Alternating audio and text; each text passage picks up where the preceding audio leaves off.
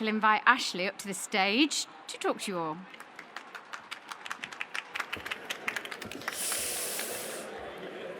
Hi everybody, thank you to those of you who are still with us at the end of a very long and amazing 2 days. If you're at the pub and you can hear us, thanks for listening along too. Nice to meet you all. I'm Ashley, I'm Head of Strategy for Dentsu Lab, which is our innovation proposition out of Dentsu. I relocated to Amsterdam 5 years ago to help with the international expansion of this proposition, and I'm really excited to be here to talk to you all about it today.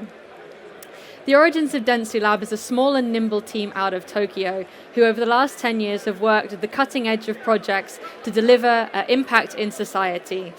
What we observed when we were watching the world is that there was a greater need for Dentsu Lab more than ever, and so we took the decision to expand the proposition globally. In speaking to our global network of CMOs, we found that there was increasing pressure from the exponential change around us to innovate. We're all feeling it, right? AI, technology, faster, and that was creating a sort of disconnect with how to innovate and where to start. 72% of those CMOs told us that they feel like they don't see enough or deliver enough innovation in marketing. But when we looked into the data, only roughly 10% of their budgets was going towards innovation. When they were innovating, that meant that they were turning to the latest technologies, quicker results and quicker alternatives to prove results faster. But that wasn't giving them the transformation they were looking for in their innovation. So herein lies the paradox, and a need to deliver innovation that is less quick, less reactive, and more meaningful and more value generating in its application. Introducing Dentsu Lab. Dentsu Lab is creative research and development for business and societal impact. We are an innovation proposition from Dentsu that works to use innovation process and techniques towards creating new value for our clients and ultimately driving attention and investment in towards societal projects as well. So what does that mean, digging a little bit deeper? Well, creative, because creativity is absolutely at the heart of everything that we do. It's part of our process, and it's in the way that we look for outlier perspectives or unexpected perspectives that will lead us to more creatively compelling results. It's also evident in the way that a lot of our work leverages technology, but in the way that we use technology, we're looking for the most creative and interesting applications of that to create end results. When we talk about research is absolutely the foundation of everything that we do, either in rigor of our prototypes and the outputs that we put out into the world, or in the standalone research that we do in thought leadership and research pieces that we might co-author with clients or lead ourselves. And largely development. That's because we're really quick to build, test, prototype, and learn from the work that we do. We want to get from an idea to a good idea as quick as possible and be sure that what we're doing is going to create impact, because sometimes we're doing things that have never been done before. Working in this way positions us as a catalyst between marketing and R&D teams. We often find that in organizations, these sit incredibly siloed. So we work closely with marketing teams who are often tasked with delivering the innovative experiences to customers, but are far too late in the process or far too far down the funnel to be able to deliver the impact that they need to. And we also work closely with R&D teams who are tasked more holistically to create value for customers and businesses, but often end up with a load of innovation sat on the shelf, missing its most meaningful context. So we're trying to bring those two worlds closer together in what we do. We look at everything through the lens of design, technology, and humanity. Doing this allows us to ask different questions and come to different solutions that might feel slightly more unexpected. Humanity in particular is more important than ever, as in that race to innovation, it's often overlooked. I've heard a lot about it today with people talking about AI and how technologies are not going to be able to do the jobs that humans innately do, and so that's going to be more important than ever. Our process blends R&D technology and processes with unexpected creativity and storytelling. This means in our process we're always leaving space for innovation, inviting innovation, but doing so in a way that is highly creative, highly storytelling, so that people can emotionally connect with it. It doesn't feel so other or abstract. It feels like something you really understand and you can empathize with. We work to create culturally relevant applications for innovations. This might mean reframing the way we look at a piece of existing technology. For example, in this example, lane switching technology from vehicles, and putting that into an entirely new human-centric context. For example, could we use this technology to help blind runners run unassisted? and breaking down the barriers of innovation, creating a culture and an environment that fosters innovation because ideas can truly come from anywhere. For example, a chocolate snack. We could use this to create a coding infrastructure that kids would want to play with, and ultimately this experience became part of the Japanese school curriculum, helping children learn to code with such a simple artifact. And ultimately, we always want to do this in a way that is both business value driving and societal value driving, but less about me talking about what we do and more about me talking about how we do it through one of our longest running projects, a project we call Project Humanity. Project Humanity stemmed from the work we did in 2012 with the Paralympic Games opening ceremony in Tokyo. This, of course, was at a time during COVID when people were not confident, not able to gather en masse. And what this meant was that the athletes were walking into the stadium without the support of their friends, family, community, or country. So what we wanted to do is use technology and empathy to create an experience that would be bespoke to each of the teams as they walked into the stadium. We called this Winds of Change. We leveraged colors from the flags of different countries.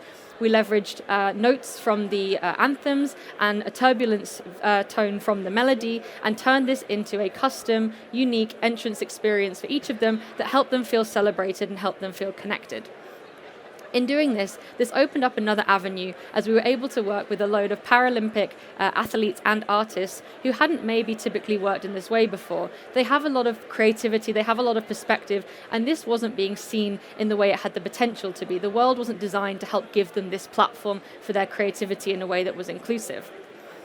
Which leads us to Masa's story. Masa is an important project member, and he used to work in the creative industry along with many of us. He's a DJ, he loves music, but in 2013 he was diagnosed with ALS, a degenerative disease that unfortunately prevents people from using their motor controls over their muscles. There are 58,000 new cases of ALS every year, and this is expected to grow by 69% over the next 25 years. There isn't a cure for this. There are a lot of breakthroughs in slowing the progression of the disease, but at the moment there is no cure in sight. So we wanted to think about how we could use innovation to provide a solution. We wanted to start by creating an interface that would allow people that had ALS to interact with the world with more autonomy, more physical autonomy, and more creative autonomy. So we started by creating an interface that would allow individuals with ALS to communicate using their eye gaze. We created a series of instruments that, using eye gaze, would allow the individual, in this case Masa, to create and play music once again. One of the instruments we created was called the IXY pad.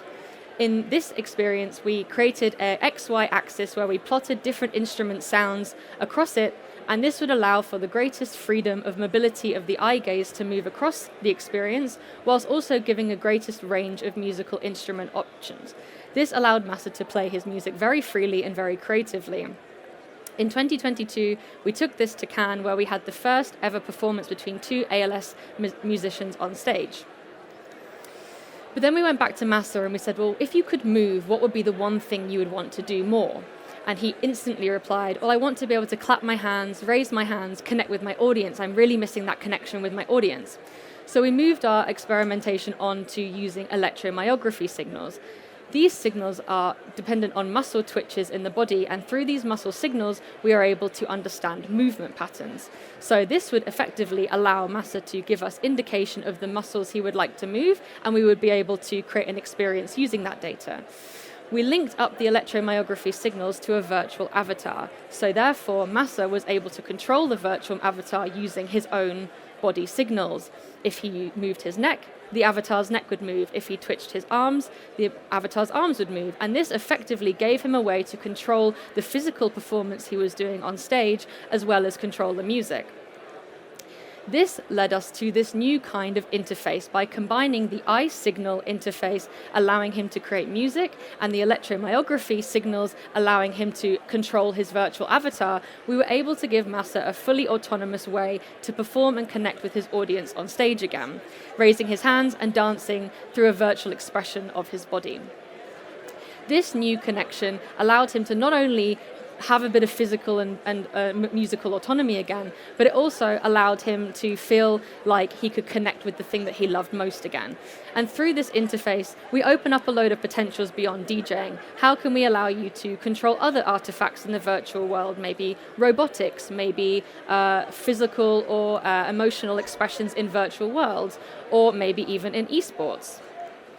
So to test the interface in another capacity, we used the technology through a variety of different individuals who had differing disabilities and allowed them to play esports together in one shared environment. Some could use a controller, some couldn't, but through the eye gaze technology and the electromyography signals, they were able to play in the esports game together. This opens up a lot of possibilities for how we can then have different people with different physical disabilities connecting together in a virtual environment. And with 200 million people diagnosed with physical disabilities the world over, there is so much more work to be done in this space. But we've made a start with this interface experience. So following on from Project Humanity, a few other things about Dentsu Lab that demonstrate the way that we work.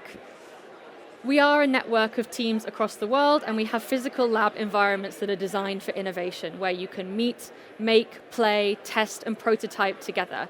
We started, of course, in Tokyo, but we now have offices in Amsterdam, London, Warsaw, India, and we're part of the global expansion happening right now. We also work in partnership with a lot of collaborative artistic, institutional, and technology partners. So whether that's a research institution that is working with us in research and development in a specific field or co-authoring some thought leadership, or technology partners who have technology that we might all be familiar with, but they're looking for new provocative contexts that they can test that technology in to bring new value to society.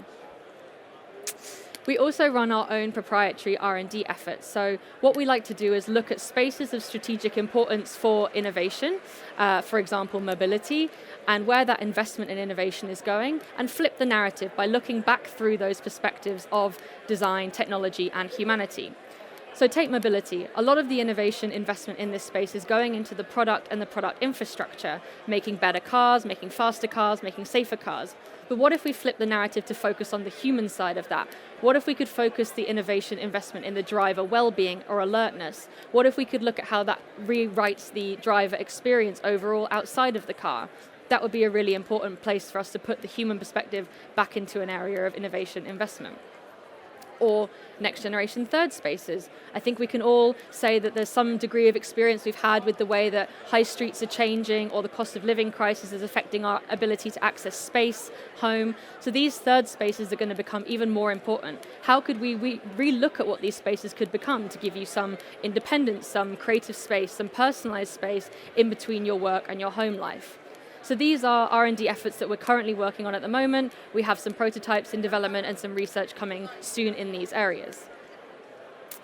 To come back to the challenge I outlined at the beginning, the 72% who are looking for more innovation but not really sure where to place their bets. Well, realistically, the best strategy with innovation is to start with a healthy dose of creativity, imagination, and conviction. Often we find that chasing the tech bandwagon and jumping on it is going to give you too short-term results and ultimately lead to a lot of experiences that are starting to look and feel the same. I don't know if we've seen similar AI explorations that are not really creative applications of AI. They all start to look and feel and operate the same. And if we don't step away from that and think about what is the meaningful creative application of that technology, that's the path we're heading down. And that's some of the pitfalls that we fall into a lot when it comes to innovation. Instead, it's opportunity to take a step back and think about, well, what does innovation really mean and what is the best place to start? This is something we explore in our latest publication that you can access online now, The Innovation Paradox, which looks through some of the pitfalls and some of the ways that can be helpful places to start when looking to innovate, taking the sort of loadedness out of that word and thinking about what it really means to your organization or your consumer. Firstly, from innovation as a quick fix to innovation as a process, how can you instead start to create a culture, environment, structures that help facilitate real innovation? Because ideas can come from everywhere, so you need to be able to facilitate that flow of information. From innovative technology to innovative application of technology. Sometimes truly the existing piece of technology or old piece of technology in a new context can be as valuable and as impactful when applied differently. Take the humble QR code, for example, something that we all found very annoying, and then COVID came along and suddenly we can't access the internet or a program without it. So that just gives you a little demonstration of the potential there.